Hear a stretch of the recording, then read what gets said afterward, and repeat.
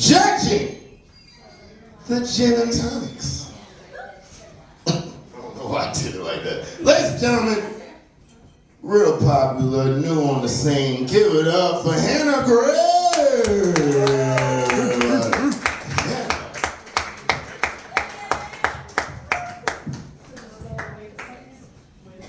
What the fucking zombie apocalypse weather is going on, guys? How we feeling today?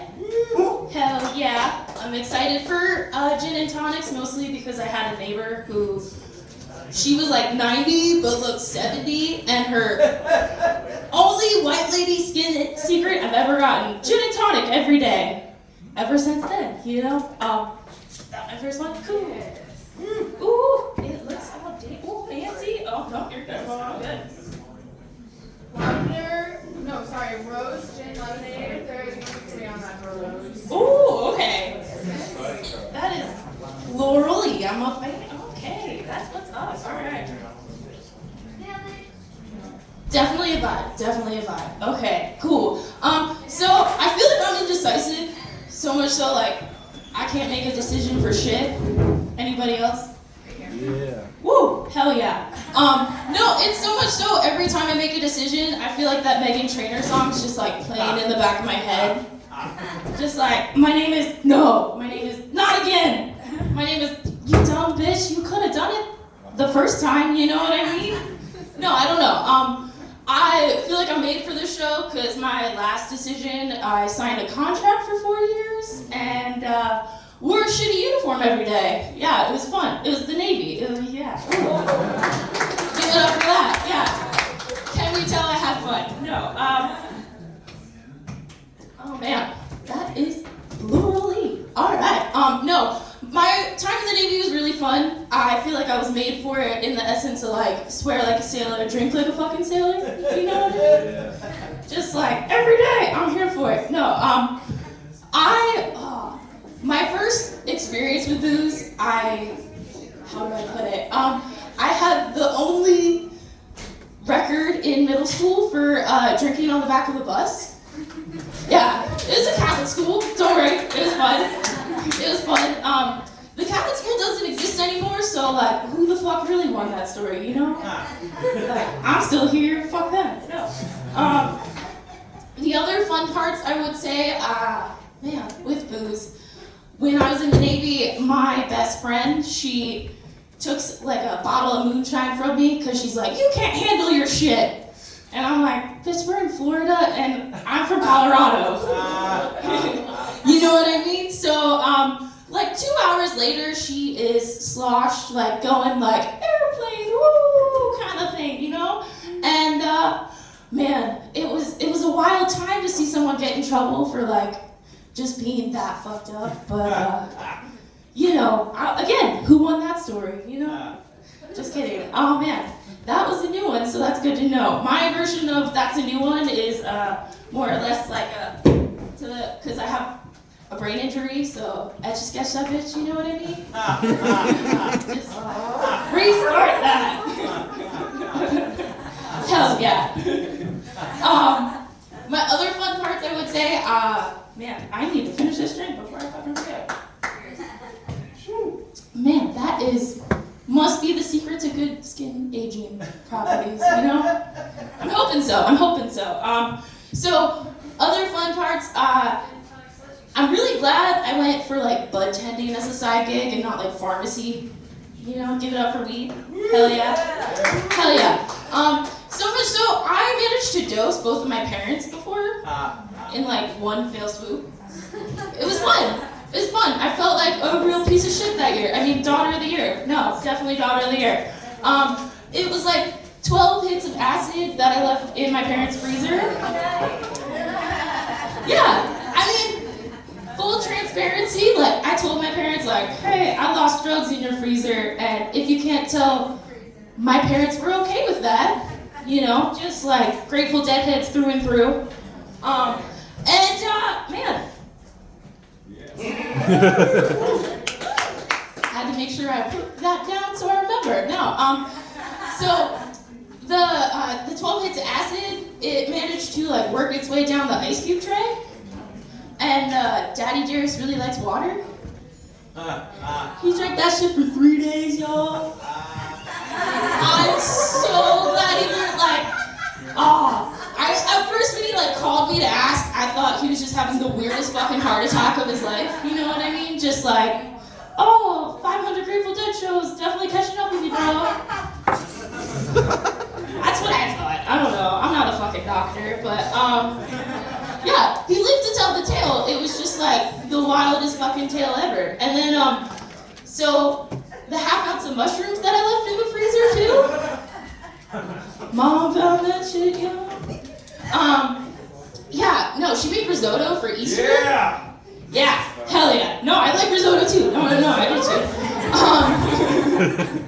More or less, like when the risotto was cooking, it was turning like wild shades of blue. And it was just kind of like, man, I ate an edible before Easter, guys. Like, who's fucking with me now? And yeah, we all brewed color that year. You know, it was great. I do say I am a bud tender.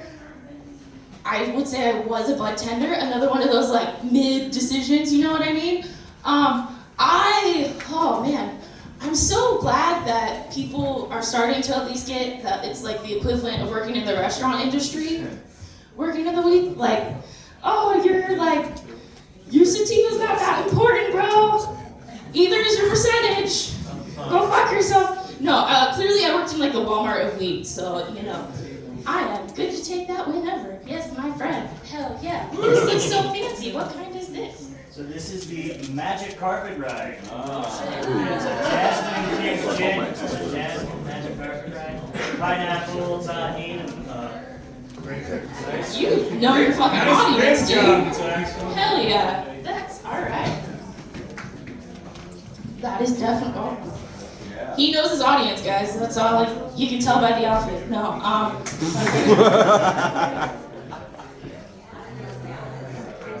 heck yeah. That is a magic carpet ride. Speaking of magic carpet rides, man, yeah, that was the transition I wanted to use for sure. So I was working for this dispensary, and I was like day 13 of my 2-week notice. And I asked my manager, who was playing Candy Crush at the time, if I could leave early. And of course his name was like Tanner, or like Braxton, or Chad, you know. You guys know the type, just like fucking, the kind of people that just barge into sales, you know what I mean? Like they're auditioning for like, to be the cordyceps on Last of Us. Just, you know, a sativa stutter here and there. You know, just not adding much to the conversation at all. Just fucking like, that's not an indica, that's a sativa. It's like, nobody asked you, Brad, you know? Just like, fuck right off, dude. I will say it was the funnest thing to tell this guy off, because like, you know, it was my first customer service job post the military, so again, not a great decision. I managed to get to tell him like, this is a dispensary, bro, not a fucking prison sentence. Like, if you want to get your Coke straw out of your nose before you address me next, you baby back bitch. Yeah. To say the least, it was, thank you. I was hoping for an applause when I left that day. I got to file unemployment instead, so. I don't know, that's just me. Forgetting about the drinking part of the show, so I'm just catching up, no. Man, that is a magic carpet ride, all right. Heck yeah. Does anyone like music festivals? I mean, this is different, so I'm hoping so. Not bluegrass. I feel the same way about country, so I get you. No, clearly my parents met at Woodstock, if it doesn't fucking show. Just, yeah, I mean, you would think, I also did the math, and they would have been 12 at the time, so I don't know if they're just like bullshitting me, you know?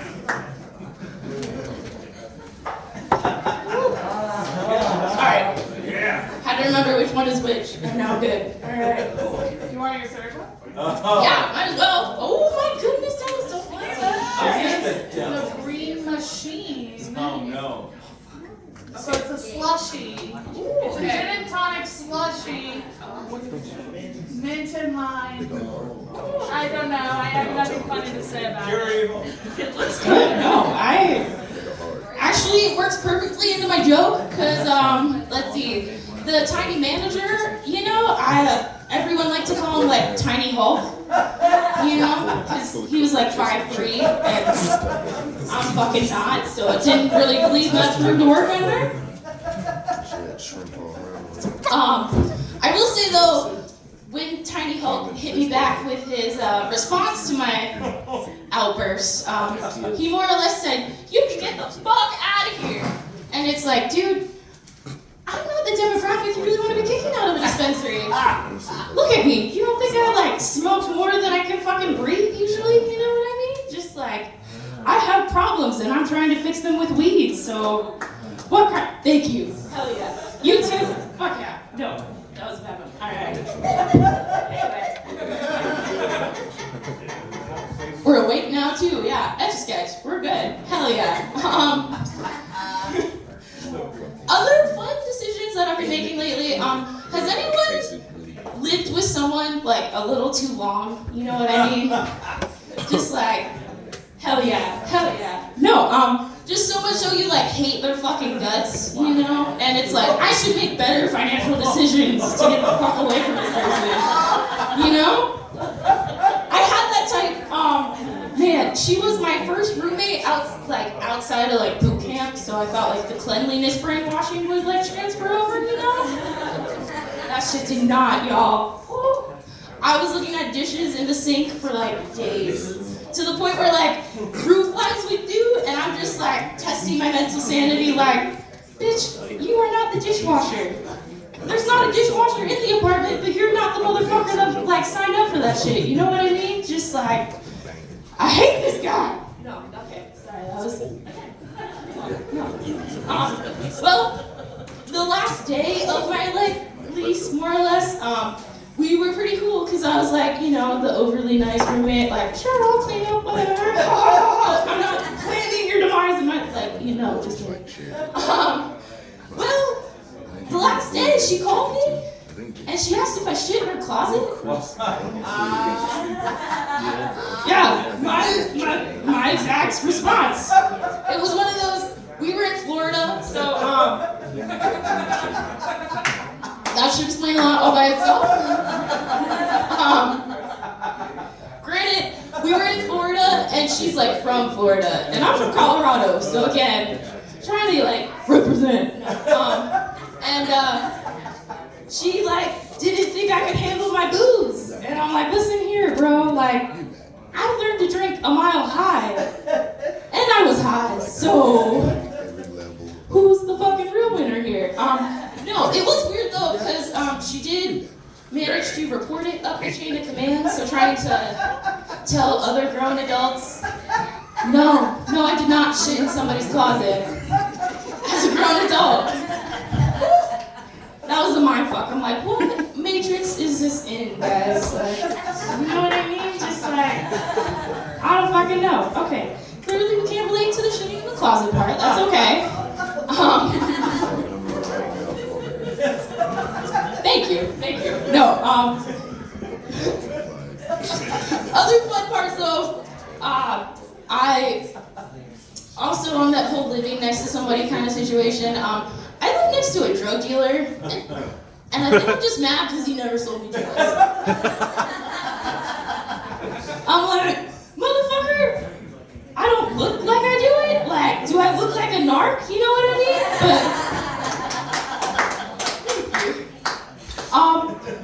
But, cool. Well, to say the least, I managed to be a Karen on my drug dealer neighbor dog. It's not for what you think. It's not for my parking spots back. You know what I mean? More or less, he left his dog outside for like a week. Overnight, yeah. And I'm like, oh man, that's when you fuck up. Is when you fuck with Fluffy. You know what I mean? Like, that guy. Well, but that's how I got my dog Odin, so it's like a real, who won there? And let me just finish on this green machine. Machines. Man, now that you said mouthwash, that's what's in my head. No, it's still good though.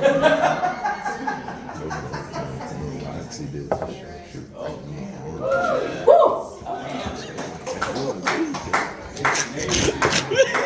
Thank you.